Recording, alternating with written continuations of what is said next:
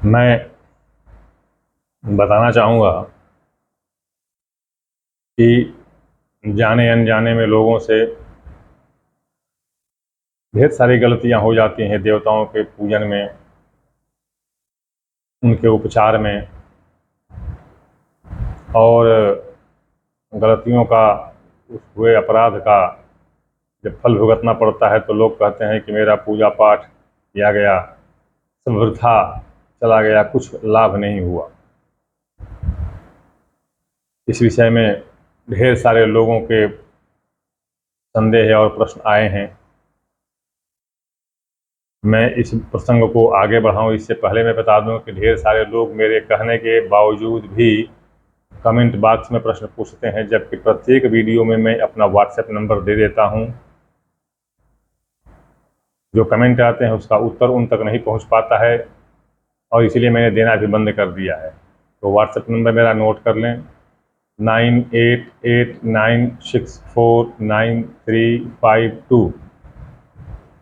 दूसरी बात कि मेरा वीडियो अंत तक लोग नहीं देखते हैं और ढेर सारे सवाल मन में रह जाते हैं, फिर वो संदेह के कारण वो प्रश्न पूछते हैं।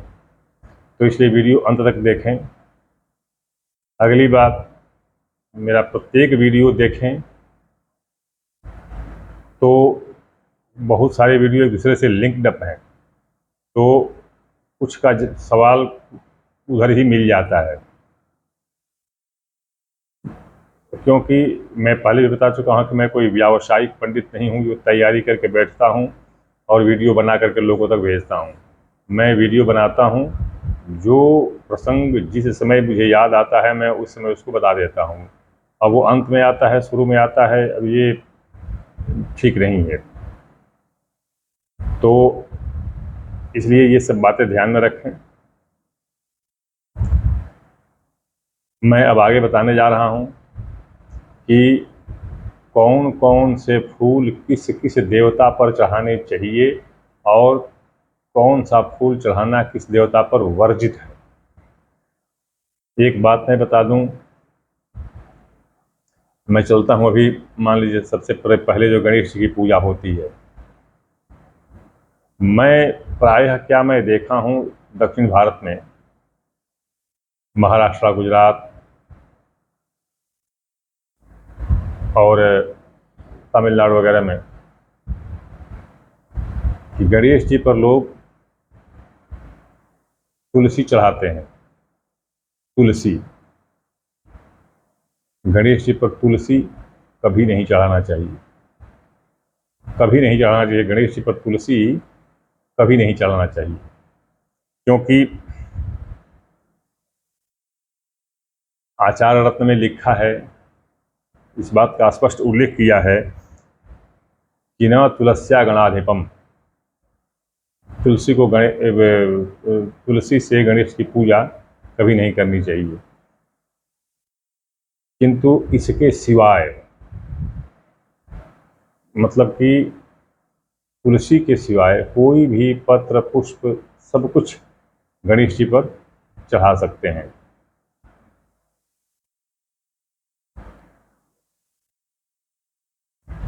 दूसरी बात कि गणेश जी की पूजा दूर्वा से, दूब से करनी चाहिए, किंतु दूब के अंकुर से, जो उनका अंकुर, ये नहीं कि जिसमें पत्ते सूख गए हों, चाहे कठोर हो गई हो, वो पत्ते कठोर हो गए हों, उसका तना कठोर हो गया हो और वो उखाड़ करके चाहते नहीं, ऐसे नहीं।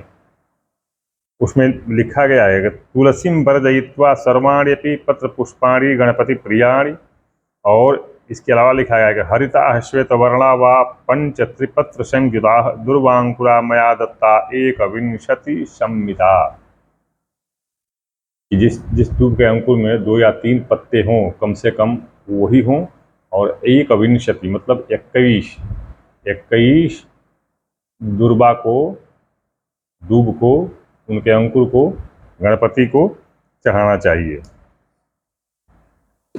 कोई इसके अलावा, तुलसी के अलावा गणेश जी को कोई भी पत्र और पुष्प जो है प्रिय होते हैं।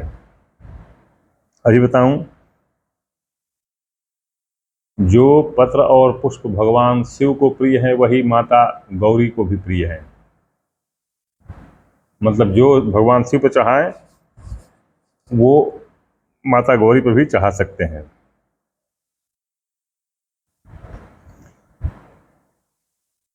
देखिए कहते हैं बेला, चमेली, बेला, चमेली, केसर, श्वेत और लाल फूल, ध्यान दीजिएगा, श्वेत और लाल फूल, श्वेत कमल, पलाश, तगर, अशोक, चंपा, मौलिश्री, मदार, कुंद, लोध, कनेर, आक, आक, शीशम और अपराजित अर्थात शंख पुष्पी आदि के फूलों से देवी की भी पूजा की जाती है और ये शिव जी पर भी चढ़ाए जाते हैं। ऋतुकालोद्भवैः पुष्पैर्मल्लिका जाति कुङ्कुमैः शीतरक्तैश्च कुसुमैस्तथा पद्मैश्च पाण्डुरैः किं शुकैस्तगरैश्चैव किं किरातैः चम्पकैः बकुलश्चैव मन्दारैः कुन्दपुष्पैस्तरीरकैः करवीरार्कपुष्पैश्च क्षिंशपैश्चापराजितैः। आचार्य भूषण में लिखा हुआ है यह। तो अभी इसमें मैं ये क्यों बता रहा हूँ, क्योंकि भगवान शिव पर लोग लाल फूल नहीं चढ़ाते हैं। अब कहाँ से कौन किस कारण से नहीं चढ़ाते हैं मुझे नहीं पता, लेकिन उन पर लाल पुष्प नहीं। आप देखिए यहाँ पर आचार्य भूषण में स्पष्ट लिखा गया कि शीत रक्तैश्च, शीत रक्तैश्च, रक्तैश्च रक्त वर्ण के लाल फूल उन पर चढ़ाए जाते हैं, भगवान शिव पर भी और माता गौरी को भी। एक चीज और है, एक चीज बता दूं कि इन फूलों में आक और मदार, इन दो फूलों का निषेध भी मिलता है कहीं कहीं।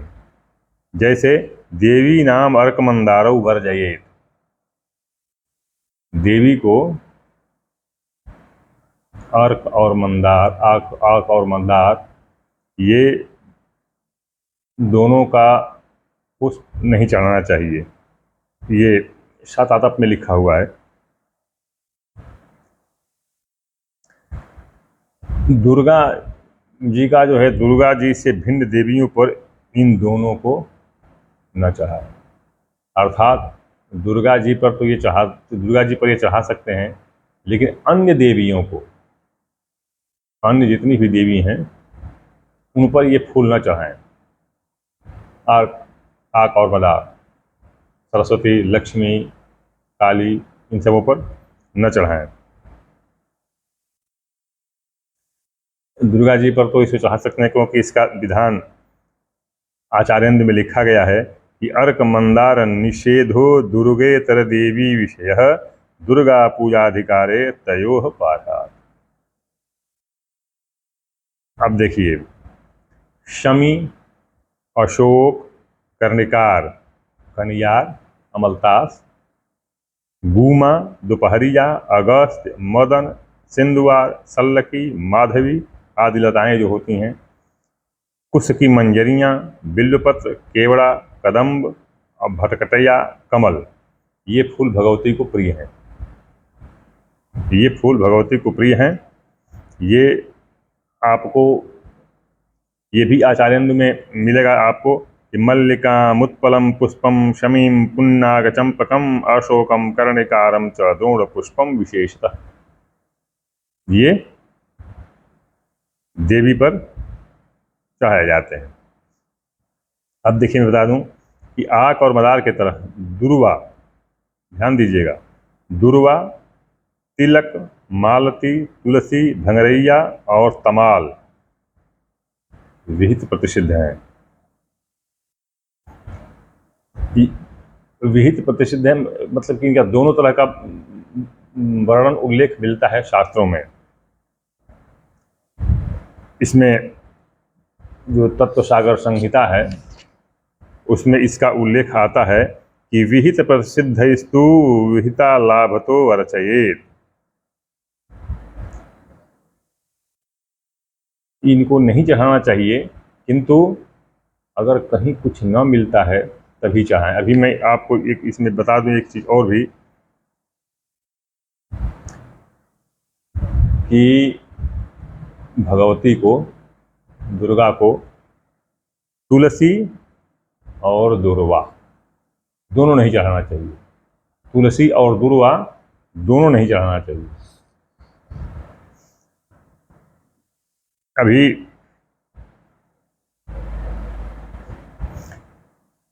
भगवान शिव और भगवान विष्णु पर भी समान फूल जो पहले बताया हूँ वो सब चढ़ाए जा सकते हैं, सिर्फ केतकी को छोड़ करके। केतकी की कथा मैं पहले बता चुका हूँ कि क्यों नहीं चढ़ाया जाता है, केतकी का फूल छोड़ करके।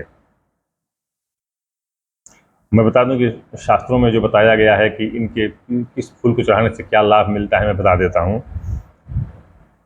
जैसे 10 स्वर्ण माप के बराबर स्वर्ण दान का फल एक आक के फूल, आक के फूल को चढ़ाने से मिल जाता है।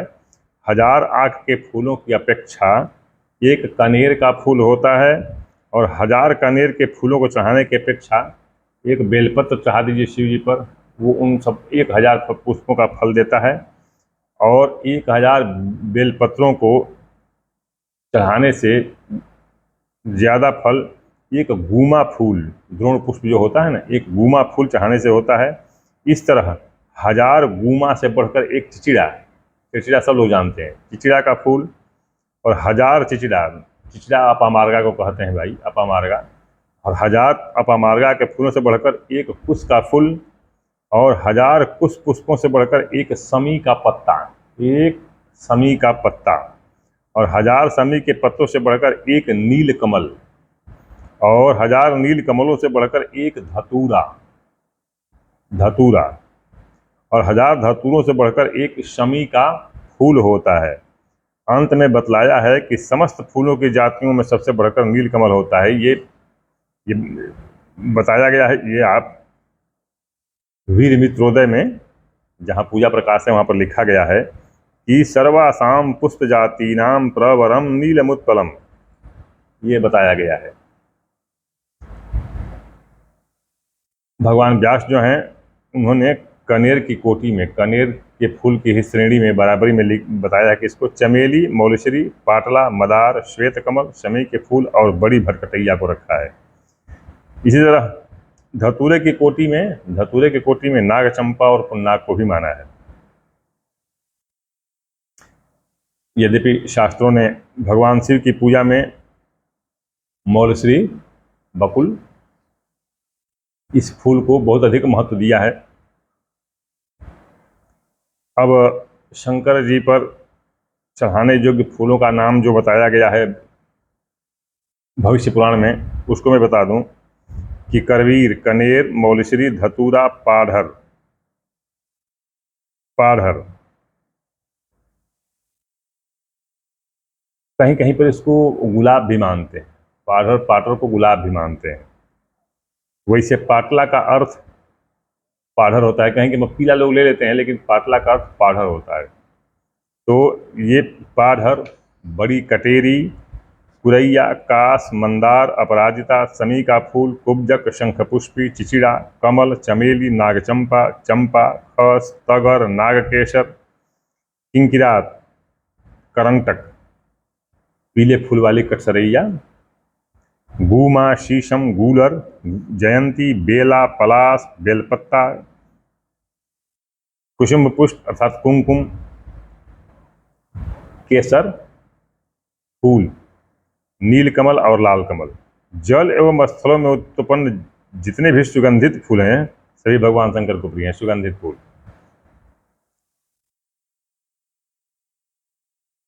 अब शिव की पूजा में निषेध, किन किन पुष्पों का निषेध किया गया है मैं बता दे रहा हूं। कदम्ब का फूल, कठूमर, केवड़ा, शिरीष, तिंतड़ी, बकुल, मौलश्री, कोष्ठ, कैथ, गाजर, बहेड़ा, कपास, गंभारी, पत्रकंटक, सेमल, अनार, धौव, केतकी, वसंत ऋतु में खिलने वाला जो कंद विशेष होता है, जूही, मदंती, शिरीष, सरज और दोपहरिया का फूल भगवान शंकर पर नहीं चढ़ाया जाना चाहिए। इसको वीर मित्रोदय ने विप्रोदय में इसका वर्णन आता है। कदम्ब, शास्त्र का एक वचन है कि कदम्ब कुसुमई ही शंभु मुन्मत्तई ही सर्व सिद्धिभाग, अर्थात कदम्ब और धतूरे के फूलों से पूजा करने से सारी सिद्धियां मिलती हैं। मतलब देखिए, ये कहीं कहीं पर ये विशेष स्थिति बताया गया, वैसे कदम वगैरह का नहीं चढ़ाना चाहिए।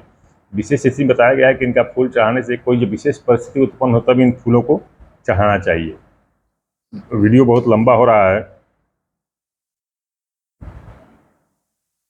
इसलिए मैं बहुत ज़्यादा नहीं बताऊँ। ये विशेष देवी देवताओं को मैंने बता दिया कि कौन कौन से फूल किसको चढ़ाना चाहिए।